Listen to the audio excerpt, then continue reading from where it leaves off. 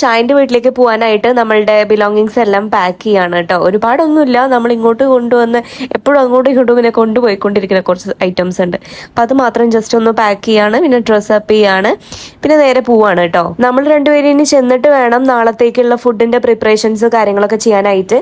Food already നമ്മൾ പുറത്ത് ഏൽപ്പിക്കുകയാണ്. ഫ്രൈ പാൻ കിച്ചണിന്റെ ബിരിയാണി ഓർഡർ ചെയ്യും. ബട്ട് നമുക്ക് ചിക്കൻ, മീൻ ഇതെല്ലാം ക്ലീൻ ചെയ്യാനും അതിലേക്കുള്ള മസാല റെഡിയാക്കാനും തേച്ച് വെക്കാനും ഒക്കെ ഉണ്ട്. ഇതിനെ വെച്ചിട്ട് നമ്മൾ ഇങ്ങനെ കട്ട്ലേറ്റ് വരെ ഇങ്ങനെ വെച്ചിട്ട് കൈകൊള്ളിയ കർമ്മി വാങ്ങി അമ്മേ നീയോടെ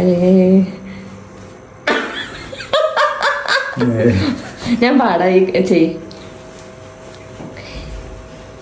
ചിരിക്കാൻ പാടില്ല കേട്ടോ, ചിരിച്ചാ ഔട്ടാവും.